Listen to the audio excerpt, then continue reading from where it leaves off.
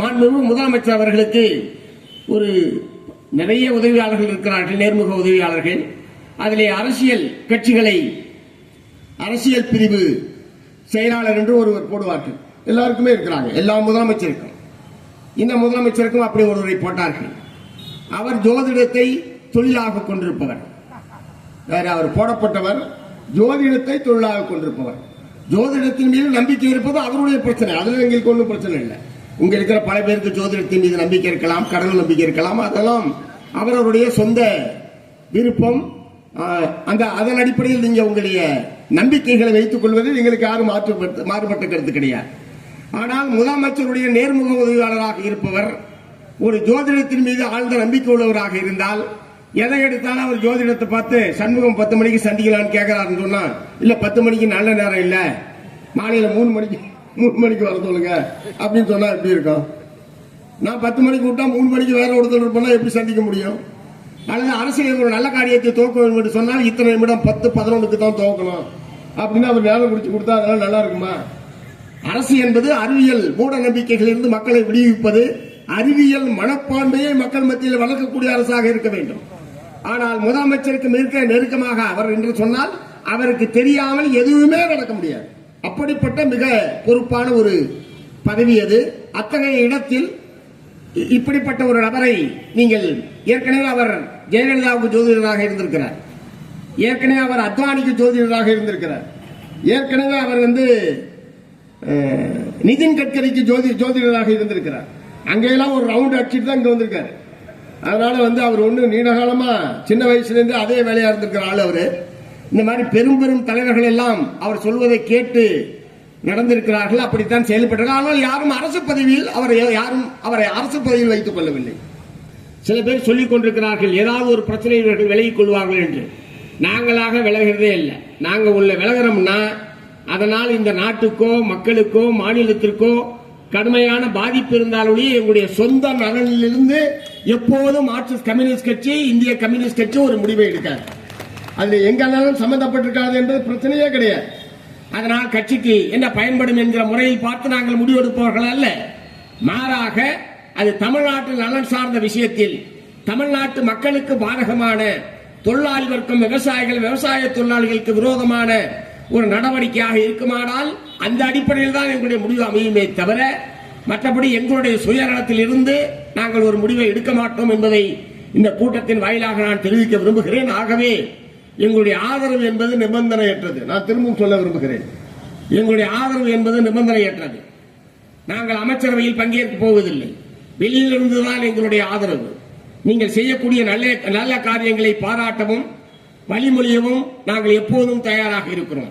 அதே நேரத்தில் பாதிப்பு ஏற்படுகிறது, மக்களுக்கு விரோதமான நடவடிக்கைகள் இருக்கிறது என்று சொன்னால் அதை சுட்டிக்காட்டவும், எடுத்து உங்களிடையே சொல்லவும் அல்லது நேரிலே சந்தித்து வற்புறுத்தி உரிய மாறுதலை செய்வதற்கான முயற்சிகளையும் நாங்கள் மேற்கொள்வோம். இவர்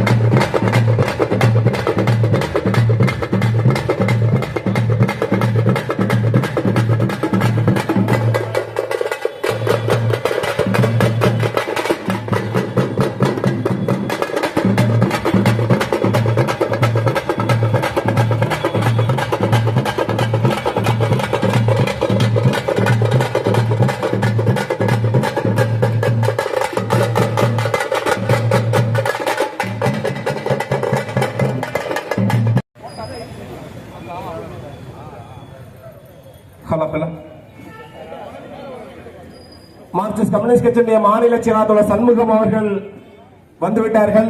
திரைக்கலைஞர் சமுத்திரக்கனி அவர்களும் இப்பொழுது வருகை தர இருக்கிறார்கள்.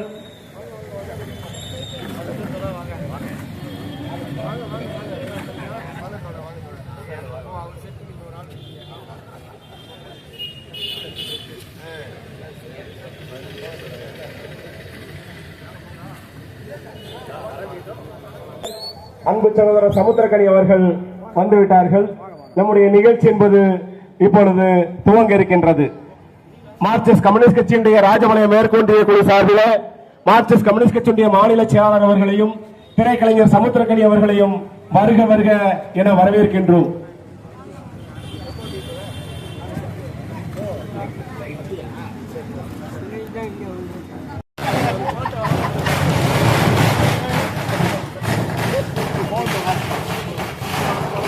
கம்யூனிஸ்ட் இயக்கத்துடைய தலைவர், ஜமீன் எதிர்ப்பு போராளி, சேத்தூர் பேராட்சியுடைய முன்னாள் தலைவர், அன்பு தோழர் எஸ்பி செல்லப்பிள்ளை அவருடைய படத்திறப்பு நூல் வெளியீடு பொதுக்கூட்டம் என்பது இனிதே துவங்குகிறது.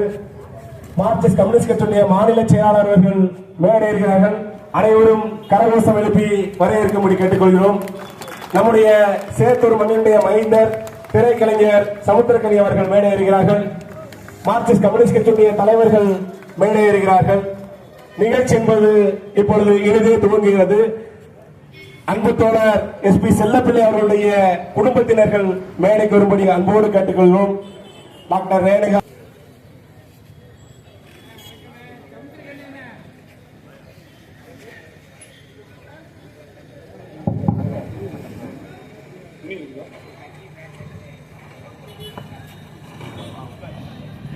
மார்க்சிஸ்ட் கம்யூனிஸ்ட் கட்சியுடைய மாநில செயலாளர் தோழர் சண்முகம் அவர்கள் திறந்து வைக்கிறார்கள்.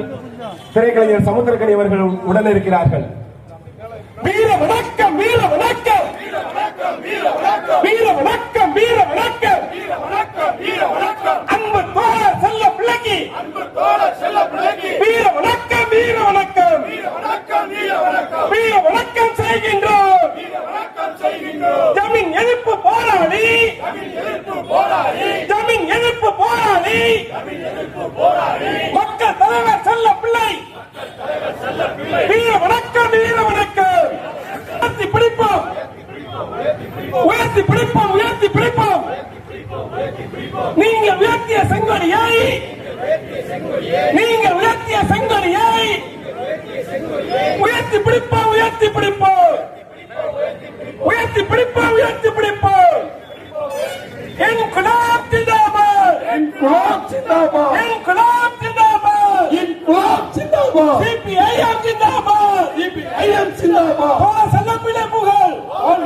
தோழர் கே. அர்ஜுனன் எழுதிய புத்தகத்தை நம்முடைய தோழர் செல்லப்பிள்ளை அவர்கள் மேல் மிகுந்த மரியாதை வைத்திருக்கக்கூடிய திரைக்கலைஞர் சமுத்திரக்கனி அவர்கள் வெளியிடுகிறார்கள்.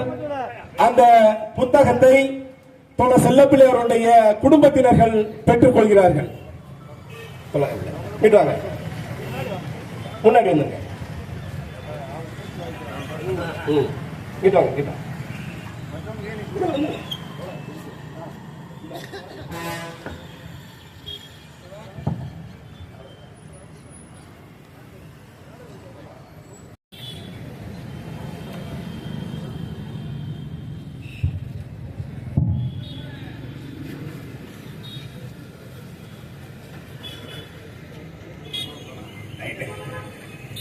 உரையாற்றி அமர்ந்திருக்கக்கூடிய திரைக்கலைஞர் முற்போக்கு கருத்துக்களை தன்னுடைய துறையின் மூலமாக மக்கள் மத்தியிலே விழிப்புணர்வை ஏற்படுத்தக்கூடிய வகையில் வெற்றிகரமான திரைப்படங்களை தமிழ் மண்ணுக்கு வழங்கியிருக்கக்கூடிய அருமை தோழர் சமுத்திரக்கனி அவர்களே, மார்க்சிஸ்ட் கம்யூனிஸ்ட் கட்சியினுடைய மாநில செயற்குழு உறுப்பினர் தோழர் செல்லப்பிள்ளை அவர்களை பற்றிய ஒரு சிறு நூலை இங்கே எழுதி வெளியிட்டிருக்கிற அருமை தோழர் அர்ஜுனன் அவர்களே, உச்ச நீதிமன்ற தலைமை நீதிபதிக்கு என்னுடைய நன்றியை நான் சொல்ல விரும்புகிறேன்.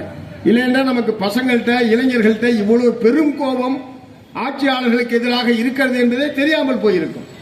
எப்படி விஜய்க்கு இவ்வளவு செல்வாக்கு இருக்கிறது என்று தெரியாமல் இருந்ததோ அதை போலவே நம்முடைய இளைஞர்களுக்கு ஆட்சியாளர்கள் மீது இவ்வளவு கடும் கோபம் இருக்கிறது என்கிற விஷயமே தெரியாமல் போயிருக்கும். ஆகவே அந்த வகையில் ஒரு பெரிய உதவியை செய்திருக்கிற உச்ச நீதிமன்ற தலைமை நீதிபதிக்கு முதல்ல என்னுடைய நன்றியை நான் தெரிவிக்க விரும்புகிறேன். பாரதிய ஜனதா பார்ட்டிக்கு எதிராக கரப்பாம்பூச்சி CJP, cockroach Janata party, cockroach Janata பார்ட்டின்னு சிஜேபி அப்படின்னு அந்த பையன் தீபக் வந்து இவ்வளவு பெரியதா போகும் தெரியும், தெரிஞ்சு தோக்கணானா தெரியாம தோக்கணானான்னு தெரியாது. தீபக் என்கிற அந்த இளைஞன் தான் இதை சமூக வலைதளத்தின் மூலமாக துவக்குகிறான். அடுத்த 4 நாள்ல பாத்தீங்கன்னா 2 கோடி பேர் அந்த கட்சியில் சேர்ந்துட்டாங்க. உலக வரலாற்றில் இல்லாத ஒரு விஷயம். அந்த அளவுக்கு இளைஞர்கள் வேலையின்மையும் விலைவாசி உயர்வும் வாழ்க்கை கஷ்டங்களும் ஆட்சியாளர்கள் மீதான கோபமும் இவர்களை பார்த்துத்தான் தலைமை நீதிபதி சொல்கிறார், கரப்பாம்பூச்சி மாதிரி இந்த பசங்க வேலை வெட்டி இல்லாம சும்மா சுத்திக்கிட்டு இருக்கிறவங்க. கரப்பாம்பூச்சின்னு சும்மா சொல்லாரு, இந்த மாதிரி பசங்க வேலை வெட்டி இல்லாம கரப்பாம்பூச்சி மாதிரி சுத்திக்கிட்டு இருக்கிறாங்க. இவர்கள் எல்லாம் ஒட்டுண்ணிகள். ஒரு உச்ச நீதிமன்ற தலைமை நீதி பேசுகிற பேச்சா இது? வேலை கிடைச்சு போகாம இருந்தான் அவன். வேலை கிடைத்து நான் வேலைக்கெல்லாம் போக மாட்டேன், சும்மா தான் சுத்துவானா சொல்லிட்டு இருக்கான் பசங்க இளைஞர்கள். ஆனால் இளைஞர்களை பார்த்து அத்தகைய ஒரு கடுமையான குற்றச்சாட்டை, விமர்சனத்தை மிக கோபமாக நம்முடைய உச்சநீதிமன்ற தலைமை நீதிபதி அவர்கள் தெரிவித்ததற்கு எதிர்மறையாகத்தான் இன்றைக்கு இளைஞர்கள் கரப்பான் பூச்சி பேரணி என்று சொல்லி நேற்றைய தினம் இந்திய நாடு முழுவதும் பல்வேறு நகரங்களிலும் ஆயிரக்கணக்கான இளைஞர்கள் திரண்டு, நாங்கள் கரப்பான் பூச்சி தான், உங்களால என்ன பண்ண முடியும் அப்படின்னு சொல்லி தெருவில் இறங்கி நேற்று பிரம்மாண்டமான ஊர்வலத்தை நடத்தி இருக்கிறார்கள். வள்ளூர் கோட்டத்தில் நடைபெற்றது. நானும் தோழரும் பேசிக் கொண்டது போதுதான் கேட்டேன், என்னதான் நடக்கிறது. ஏனால் அவரோடு மிக நெருக்கமாக அந்த துறையை சார்ந்தவர் என்பதனால், எங்களை எல்லாம் விட அந்த துறையை சார்ந்தவர் என்பதனால் என்னதான் நிலைமை, யதார்த்தமான நிலைமை என்பதை அறிந்து கொள்வதற்காக நான் அவரிடத்தில் கேட்டேன். அவர் இங்கே என்ன சொன்னாரோ அப்போதான் அதே தான் அங்கேயும் சொன்னார். என்ன என்று எங்களுக்கே விளங்கவில்லை. தேர்தலுக்கு பிறகுதான் உண்மையிலேயே என்ன நிலைமை என்பதை நம்மாலே அறிந்து கொள்ள முடியும். அப்படித்தான் இருக்கிறது. நானும் அதற்கு பிறகு பல பேட்டிகளில் சொல்லி இருக்கிறேன். கையை மூடிட்டு இருக்கிறாரு, கையை திறந்தாதான் கைக்குள்ள என்ன இருக்குன்னு தெரியும் அப்படின்னு சொல்லி இப்ப கையை திறந்துட்டாரு. என்ன, தமிழ்நாட்டு மக்கள் ஒரு மாற்றத்தை விரும்பி இருக்கிறார்கள் என்பது பளிச்சென்று வெளிவந்திருக்கிறது.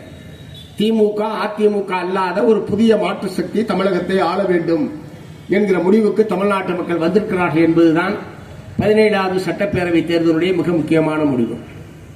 இரண்டாவது, ஆளுங்கட்சிக்கு எதிரான ஒரு மனப்போக்கு தமிழ்நாட்டு மக்கள் மத்தியிலே இருந்திருக்கிறது. ஆகவே ஆளுங்கட்சிக்கு எதிராக அவர்கள் வாக்களித்திருக்கிறார்கள். ஏற்கனவே 1, 2 கழகங்களும் இல்லாத ஒரு புதிய மாற்றம் வர வேண்டும், புதிய ஒரு நபர் ஆட்சிக்கு வர வேண்டும். இரண்டாவது, ஆளுங்கட்சிக்கு எதிரான ஒரு போக்கு மக்கள் மத்தியிலே இருந்திருக்கிறது. எங்களை போன்றவர்களால் கூட பல்வேறு பிரச்சனைகளில் அந்த காலத்திலேயே இந்த பிரச்சனை எல்லாம் திமுக அரசாங்கம் இப்படி நடந்து கொள்ள வேண்டும் என்பதை எல்லாம் வெளிப்படுத்தி இருக்கிறோம். இருந்தாலும் அது ஒரு ஆட்சி மாற்றம் என்கிற அளவுக்கான எதிர்ப்பாக இருக்கும் என்று நாங்களே கூட எதிர்பார்க்கவில்லை. அவர் சொன்னது போல பலவிதமான புதிய மாற்றங்களை, புதிய சாதனைகளை தமிழ்நாட்டு மக்கள் மத்தியிலே இந்த தேர்தல் என்பது உருவாக்கி இருக்கிறது என்று சொன்னால் அது மிகையல்ல. ஏனென்றால் யார் என்றே தெரியாது. இது என்ன தொகுதி? ராஜபாளையம் தொகுதி. ஒருவேளை அந்த அம்மாவை ஒருவேளை தெரியும், அமைச்சராகிட்டதுனால தெரிஞ்சிருப்பீங்க. தேர்தலுக்கு முன்னாடி அவங்களுக்கு தெரியுமா? வேட்பாளர் யாருன்னு தெரியாது, பேரு தெரியாது, ஊரு தெரியாது, ஆனா விசில் தெரியும். அப்படிதான் ஓட் போட்டீங்க, விசில் தெரியும். அப்படிதான் ஜனங்க ஓட் போட்டிருக்காங்க. இப்ப என்னுடைய தொகுதி ஆவடி, அந்த எம்எல்ஏ யாருன்னு எனக்கு தெரியாது. நாங்க இருக்கிறோன்னு தெரிஞ்சு கூட அந்த இப்ப கூட இன்னும் கூட வந்து பாடல இல்லையா? அப்படிதான் இருக்காங்க அவங்க. சோ அவங்களுக்கு இந்த வழக்கமான அரசியல் நடவடிக்கைகள் என்பதெல்லாம் அவர்களுக்கு பிடிபடவில்லை அல்லது தேவையில்லை. நாம் ஒரு புதிய வகையிலான ஆட்சியை நடத்துவோம் என்று அவர்கள் கருதலாம். அது ஒன்றும் தவறில்லை. எப்போதும் இருப்பது போல்தான் இருக்க வேண்டிய அவசியம் இல்லை. ஆனால் எந்த ஆட்சி நடந்தாலும் அது மக்களுக்கான ஆட்சியாக இருக்கிறதா, மக்கள் நலன் சார்ந்து இருக்கிறதா என்பதுதான் எங்களுடைய அளவுகோலை தவிர அவர்கள் யார் என்பதல்ல எங்களுடைய பிரச்சனை. ஆகவே இப்போது இருக்கக்கூடிய அரசுக்கு நாங்கள் ஆதரவு கொடுத்திருப்பது கூட, ஒன்று, எந்த கட்சிக்கு பெரும்பான்மை இல்லை. திமுகவுக்கு பெரும்பான்மை இல்லை, அதிமுகவுக்கு பெரும்பான்மை இல்லை, தவேகாவுக்கு பெரும்பான்மை இல்லை. அப்படி என்றால் யாராவது ஒருவர் ஆட்சி அமைத்து தீர வேண்டும். ஆகவே ஒரு தனிப்பெரும் கட்சி என்கிற முறையில் கூடுதலான இடங்களை வெற்றி பெற்றது தமிழக வெற்றி கழகம். அந்த முறையில் அவர்களுக்குத்தான் அதற்கான சட்டப்படியான தார்மீக ரீதியான உரிமை என்பது அவர்களுக்குத்தான் இருக்கிறது. ஆகவே மிக குறைவாக வெற்றி பெற்றிருக்கிற திமுக அணிக்கோ, மிக குறைவாக வெற்றி பெற்றிருக்கிற அதிமுக அணிக்கோ அதற்கான வாய்ப்பு என்பதை தமிழக மக்கள் வழங்கவில்லை. ஆகவேதான் மார்க்சிஸ்ட் கம்யூனிஸ்ட் கட்சி, இந்திய கம்யூனிஸ்ட் கட்சியும், விடுதலை சிறுத்தைகள் கட்சியும் இந்த தனிப்பெரும் கட்சி என்கிற முறையில் தவேகாவுக்கு வெளியிலிருந்து ஆதரவு தருவது என்கிற முடிவை நாங்கள் எடுத்தோம். ஒருவேளை அந்த முடிவை நாங்கள் அப்போது எடுக்காமல் போயிருந்தால் இப்போது தமிழ்நாட்டிலே குடியரசுத் தலைவர் ஆட்சி என்பதுதான் நடைமுறையிலே இருக்கும். ஏனென்றால் மே மாதம் 10ஆம் தேதிக்குள் மக்களால் தேர்ந்தெடுக்கப்பட்ட அரசாங்கம் அமைய வேண்டும். இல்லை என்று சொன்னால் ஆளுநர் நினைத்தால் எந்த நேரத்தில் வேண்டுமானாலும் குடியரசுத் தலைவர் ஆட்சியை அமல்படுத்த முடியும். அத்தகைய ஒரு இக்கட்டான நிலையிலேதான் குடியரசுத் தலைவர் ஆட்சி என்பது மறைமுகமாக பிஜேபி ஆட்சி நடத்துவதாகத்தான் அர்த்தம். மறைமுகமாக சொல்ல நேரடியாகவே அவர்கள் ஆட்சி நடத்துவதாகத்தான் அது இருக்குமே தவிர தமிழ்நாட்டு மக்களால் தேர்ந்தெடுக்கப்பட்ட அரசாக அது இருக்காது. ஆகவே அப்படி ஒரு சூழலுக்கு நாம் இடம் தரக்கூடாது. எக்காரணம் கொண்டும் நேரடியாகவோ மறைமுகமாகவோ பாரதிய ஜனதா கட்சி தமிழ்நாட்டில் ஆட்சி நடத்துவதற்கு நாம் காரணமாகிவிடக் கூடாது என்பது அதற்கு முதல் காரணம். இரண்டாவது, மக்களால் தேர்ந்தெடுக்கப்பட்ட ஒரு அரசாங்கம் அமைய வேண்டும். அது இரண்டாவது முக்கியமான காரணம். மூன்றாவது, ஒரு தனிப்பெரும் கட்சி என்கிற முறையில் தமிழ்நாட்டு மக்களுடைய தீர்ப்பு தமிழக வெற்றி கழகத்துக்குத்தான் சாதகமாக இருக்கிறதே தவிர திமுகவுக்கோ அதிமுகவுக்கோ இல்லை. ஆகவே தமிழக வெற்றி கழகத்திற்கு நாம் ஆதரவு தெரிவிப்பது என்கிற முடிவை நாங்கள் எடுத்தோம். அந்த அடிப்படையில் தான் நிபந்தனையற்ற அமைச்சரவையில் பங்கேற்காத வெளியிலிருந்து ஆதரவு என்கிற முடிவை நாங்கள் எடுத்திருக்கிறோம். இப்போது கூட சில நண்பர்கள் விசிக சேர்ந்துருச்சு, ஐஎம்எல் சேர்ந்துருச்சு, 2 கம்யூனிஸ்ட் கட்சியும் சேர்ந்துட்டா நல்லா இருக்குமே சொல்லி ரொம்ப நல்ல எண்ணத்தோடு தான் அவர்கள் சொல்லுகிறார்கள். ஆனால் கம்யூனிஸ்ட் கட்சிகளை பொறுத்தவரை அமைச்சரவையில் பங்கேற்கிறோம் என்று சொன்னால் நம்முடைய மக்கள் நலன் சார்ந்த வர்க்க நலன் சார்ந்த கோரிக்கைகளை பிரச்சனைகளை எடுத்து சொன்னால் அது ஏற்கப்படுகிற ஒரு செல்வாக்கு என்பது அதில் இருக்க வேண்டும். அப்படிப்பட்ட நிலைமை இப்போது இல்லை. சிபிஎம்க்கு 2 சட்டமன்ற உறுப்பினர்கள், சிபிஐக்கு 2 சட்டமன்ற உறுப்பினர்கள். ஆகவே ஒரு 35 பேர் இருக்கக்கூடிய ஒரு அமைச்சரவையில் ஒரே ஒரு மார்க்சிஸ்ட் கம்யூனிஸ்ட் கட்சியுடைய அமைச்சரோ ஒரே ஒரு இந்திய கம்யூனிஸ்ட் கட்சியுடைய அமைப்பரோ கருத்துக்களை சொல்லலாமே தவிர அது ஏற்கப்படுமா நிராகரிக்கப்படுமா என்பதற்கு எந்த விதமான உத்தரவாதமும் கிடையாது. ஒருவேளை நாங்கள் சொல்லுகிற கருத்து ஏற்கப்படாமல் பெரும்பான்மை என்கிற அடிப்படையில் ஒரு முடிவு எடுக்கப்படுமானால் அமைச்சரவையினுடைய கூட்டு முடிவுக்கு நாங்கள் உட்பட்டு இருக்க வேண்டிய கட்டாயம் ஏற்படுமே தவிர நாங்கள் இல்லை என்றால் நாங்கள் அதில் இருந்து வெளியேற வேண்டும். உதாரணத்திற்கு பிஜேபி அரசாங்கம் விவசாயிகளுக்கு விரோதமான 3 சட்டங்களை பாராளுமன்றத்திலே நிறைவேற்றினார்கள். அந்த சட்டத்தை கொண்டு வருவது சம்பந்தமாக மத்திய அமைச்சரவையிலே விவாதம் நடந்த போது அகாலிதளத்தினுடைய அமைச்சர் எதிர்ப்பு தெரிவித்தார். ஆனால் சட்டம் நிறைவேற்றப்பட்டு விட்டது. உடனடியாக அவர் ராஜினாமா செய்தார். ஏனென்றால் பஞ்சாபில் இருக்கக்கூடிய விவசாயிகள் அனைவரும் இந்த சட்டத்துக்கு எதிராக போராட்டத்தில் இருக்கிறார்கள். அந்த விவசாயிகளின் சார்பாகத்தான் நான் அமைச்சரவையில் இருக்கிறேன். என்னுடைய விவசாயிகள் எல்லாம் எதிர்த்து போராடி கொண்டிருக்கிற போது நான் உடன்பட்டு ஒரு சட்டம் நிறைவேற்றப்பட்டது என்கிற பழி வரக்கூடாது என்று சொல்லி அகாலிதளத்தினுடைய அமைச்சர் ராஜினாமா செய்தார். அப்படிப்பட்ட ஒரு நிலைமை என்பதுதான் ஏற்படும். ஏனென்றால் இப்போது இருக்கக்கூடிய அரசாங்கம் என்ன பொருளாதார கொள்கையை கடைபிடிக்கப் போகிறது என்பது இன்னும் தெரியவில்லை.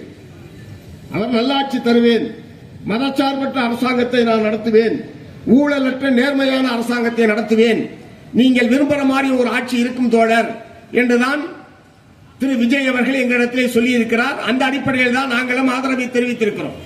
ஒரு மதச்சார்பற்ற அரசு தமிழகத்திலே நீடிக்க வேண்டும் என்பதில் எல்லோரையும் விட ஆழ்ந்த அக்கறை கொண்டிருக்கிற இயக்கம் கம்யூனிஸ்டுகள். அந்த அடிப்படையில் தான் நாங்கள் அந்த ஆதரவை கொடுத்திருக்கிறோம். அதே நேரத்தில் பொருளாதார கொள்கை என்பது மிக முக்கியமானது.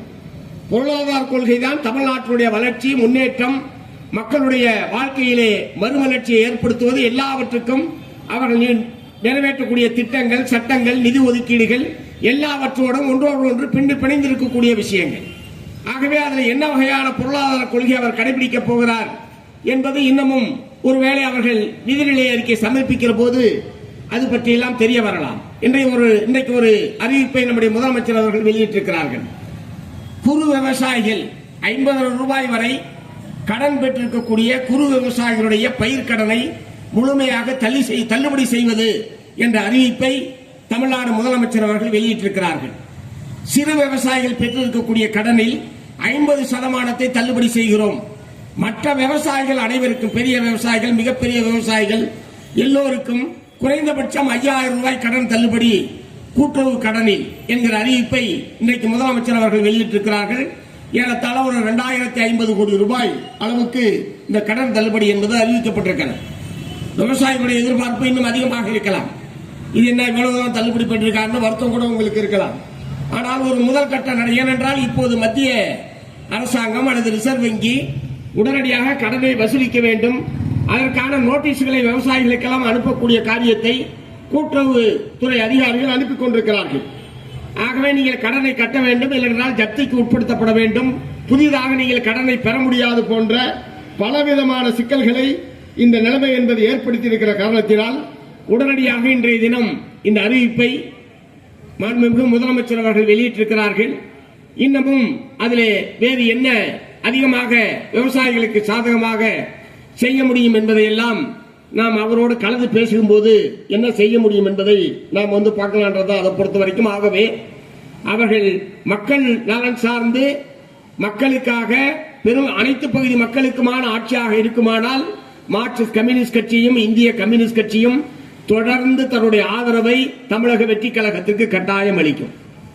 அந்த ஆட்சி நீடித்து நடக்க வேண்டும் என்பது எங்களுக்கு மாறுபட்ட கருத்து கிடையாது. சில பேர் சொல்லிக் கொண்டிருக்கிறார்கள் ஏதாவது ஒரு பிரச்சனை இவர்கள் விலகிக் கொள்வார்கள் என்று. நாங்களாக விலகிறதே இல்லை. நாங்கள் உள்ள விலகிறோம்னா அதனால் இந்த நாட்டுக்கோ மக்களுக்கோ மாநிலத்திற்கோ கடுமையான பாதிப்பு இருந்தாலும் எங்களுடைய சொந்த நலனிலிருந்து எப்போதும் மார்க்சிஸ்ட் கம்யூனிஸ்ட் கட்சி இந்திய கம்யூனிஸ்ட் கட்சி ஒரு முடிவை எடுக்காது. அதில் எங்கெல்லாம் சம்பந்தப்பட்டிருக்காது என்பது பிரச்சனையே கிடையாது. அதனால் கட்சிக்கு என்ன பயன்படும் என்கிற முறையில் பார்த்து நாங்கள் முடிவெடுப்பவர்கள் அல்ல. மாறாக அது தமிழ்நாட்டு நலன் சார்ந்த விஷயத்தில் தமிழ்நாட்டு மக்களுக்கு பாதகமான தொழிலாளி வர்க்கம் விவசாயிகள் விவசாய தொழிலாளிகளுக்கு விரோதமான ஒரு நடவடிக்கையாக இருக்குமானால் அந்த அடிப்படையில் தான் எங்களுடைய முடிவு அமையுமே தவிர மற்றபடி எங்களுடைய சுயநலத்தில் இருந்து நாங்கள் ஒரு முடிவை எடுக்க மாட்டோம் என்பதை இந்த கூட்டத்தின் வாயிலாக நான் தெரிவிக்க விரும்புகிறேன். ஆகவே எங்களுடைய ஆதரவு என்பது நிபந்தனையற்றது. நான் திரும்பவும் சொல்ல விரும்புகிறேன், எங்களுடைய ஆதரவு என்பது நிபந்தனையற்றது. நாங்கள் அமைச்சரவையில் பங்கேற்க போவதில்லை. வெளியிலிருந்துதான் எங்களுடைய ஆதரவு. நீங்கள் செய்யக்கூடிய நல்ல காரியங்களை பாராட்டவும் வழிமொழியவும் நாங்கள் எப்போதும் தயாராக இருக்கிறோம். அதே நேரத்தில் பாதிப்பு ஏற்படுகிறது, மக்களுக்கு விரோதமான நடவடிக்கை இருக்கிறது என்று சொன்னால் அதை சுட்டிக்காட்டவும் எடுத்து உங்களிடையே சொல்லவும் அல்லது நேரிலே சந்தித்து வற்புறுத்தி உரிய மாறுதலை செய்வதற்கான முயற்சிகளையும் நாங்கள் மேற்கொள்வோம். இவர் மாண்புமிகு முதலமைச்சர் அவர்களுக்கு ஒரு நிறைய உதவியாளர்கள் இருக்கிறார்கள், நேர்முக உதவியாளர்கள். அதிலே அரசியல் கட்சிகளை அரசியல் பிரிவு செயலாளர் என்று ஒருவர் போடுவார்கள். எல்லாருக்குமே இருக்கிறாங்க, எல்லா முதலமைச்சருக்கும். இந்த முதலமைச்சருக்கும் அப்படி ஒருவரை போட்டார்கள். அவர் ஜோதிடத்தை தொழிலாக கொண்டிருப்பவர். வேற அவர் போடப்பட்டவர் ஜோதிடத்தை தொழிலாக கொண்டிருப்பவர். ஜோதிடத்தின் மீது நம்பிக்கை இருப்பது அவருடைய பிரச்சனை, அதுல எங்களுக்கு ஒன்றும் பிரச்சனை இல்லை. உங்க இருக்கிற பல பேருக்கு ஜோதிடத்தின் மீது நம்பிக்கை இருக்கலாம், கடவுள் நம்பிக்கை இருக்கலாம், அதெல்லாம் அவரவருடைய சொந்த விருப்பம். அதன் அடிப்படையில் நீங்க உங்களுடைய நம்பிக்கைகளை வைத்துக் கொள்வதில் எங்களுக்கு யாரும் மாறுபட்ட கருத்து கிடையாது. ஆனால் முதலமைச்சருடைய நேர்முக உதவியாளராக இருப்பவர் ஒரு ஜோதிடத்தின் மீது ஆழ்ந்த நம்பிக்கை உள்ளவராக இருந்தால் எதை எடுத்தாலும் அவர் ஜோதிடத்தை பார்த்து சண்முகம் 10 மணிக்கு சந்திக்கலான்னு கேட்கிறாருன்னு சொன்னா இல்ல 10 மணிக்கு நல்ல நேரம் இல்ல, மாலையில 3 மணிக்கு வர சொல்லுங்க அப்படின்னு சொன்னா எப்படி இருக்கும்? நான் 10 மணிக்கு விட்டா 3 மணிக்கு வேற ஒருத்தர் இருப்பா எப்படி சந்திக்க முடியும்? அல்லது அரசியல் ஒரு நல்ல காரியத்தை துவக்க வேண்டும் என்று சொன்னால் இத்தனை நிமிடம் 10-11க்கு தான் துவக்கணும் அப்படின்னு அவர் நேரம் முடிச்சு கொடுத்தா அதெல்லாம் நல்லா இருக்குமா? அரசு என்பது அறிவியல் மூட நம்பிக்கைகளிலிருந்து மக்களை விடுவிப்பது, அறிவியல் மனப்பான்மையை மக்கள் மத்தியில் வளர்க்கக்கூடிய அரசாக இருக்க வேண்டும். ஆனால் முதலமைச்சருக்கு மிக நெருக்கமாக அவர் என்று சொன்னால் அவருக்கு தெரியாமல் எதுவுமே நடக்க முடியாது. அப்படிப்பட்ட மிக பொறுப்பான ஒரு பதவி அது.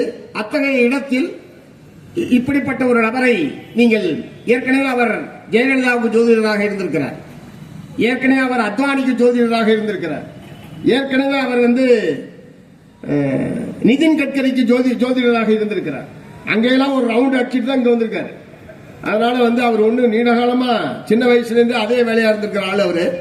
இந்த மாதிரி பெரும் பெரும் தலைவர்கள் எல்லாம் அவர் சொல்வதை கேட்டு நடந்திருக்கிறார்கள், அப்படித்தான் செயல்பட்டார்கள். ஆனால் யாரும் அரசு பதவியில் அவரை அரசு பதவியில் வைத்துக் கொள்ளவில்லை. இவர்தான் அரசு பதவியில் அத்தகைய நியமிப்பது பொருத்தமல்ல என்று நாங்கள் சொன்னவுடன் அடுத்த நாளே ரத்து பண்ணிட்டார். நியமனம் ரத்து செய்யப்பட்டது. ஜோசியருக்கு அவருக்கு தெரியும் இன்னைக்கு நியமனம் பண்ணா நாளைக்கு நம்ம ரத்து பண்றாங்கன்னு அவரால் கண்டுபிடிக்க முடியல. பாவம், அவருடைய நிலைமை என்னன்றது அவரால் கண்டுபிடிக்க முடியல.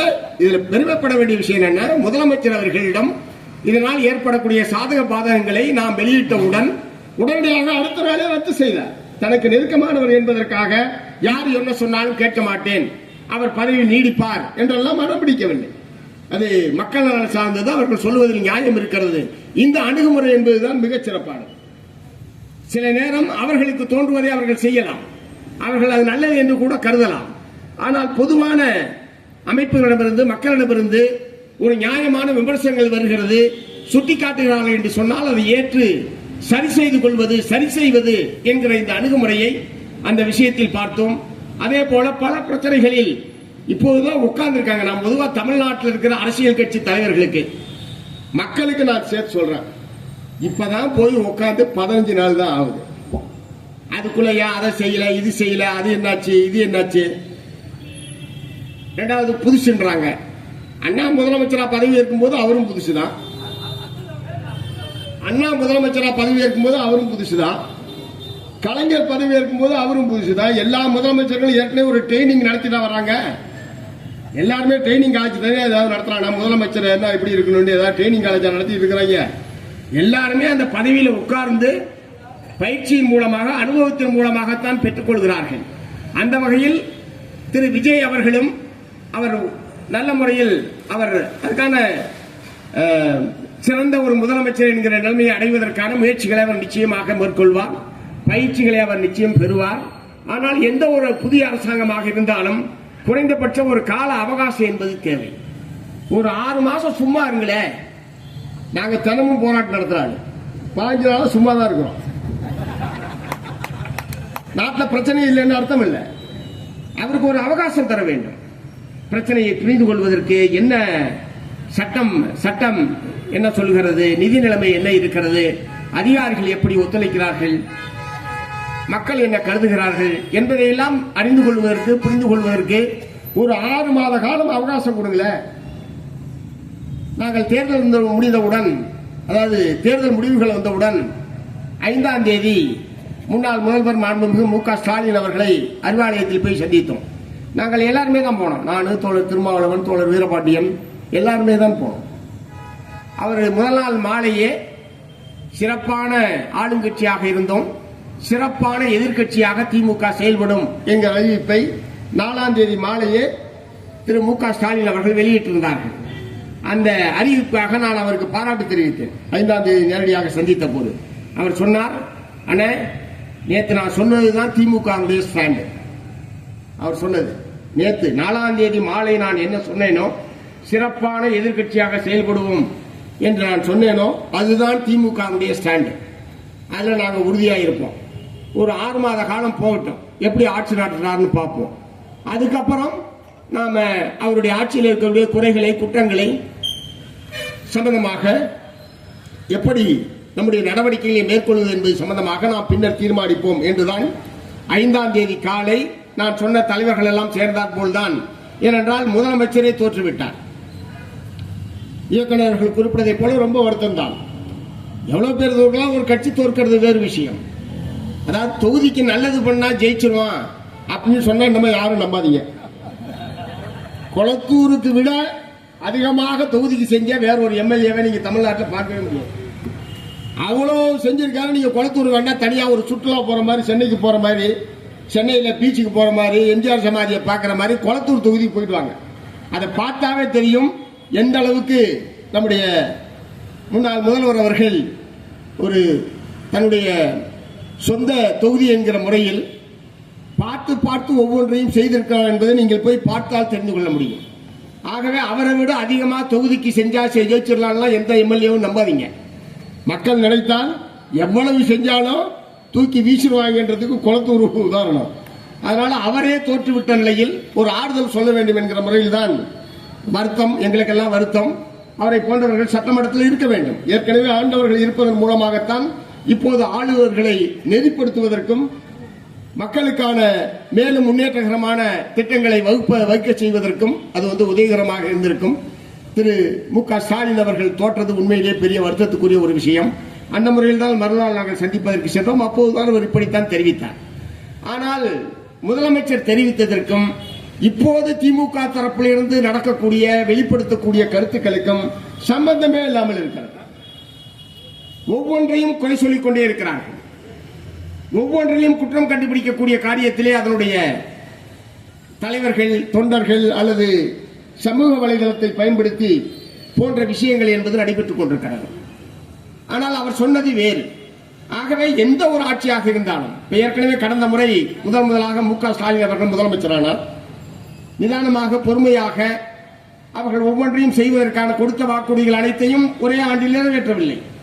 5வது ஆண்டில் தான் அதிகமான வாக்குறுதிகள் நிறைவேற்றப்பட்டது. ஒவ்வொன்றையும் என்னால் சொல்ல முடியும். ஆகவே ஒரு உரிய அவகாசத்தை எந்த ஒரு ஆளுங்கட்சியாக இருந்தாலும் தர வேண்டும்.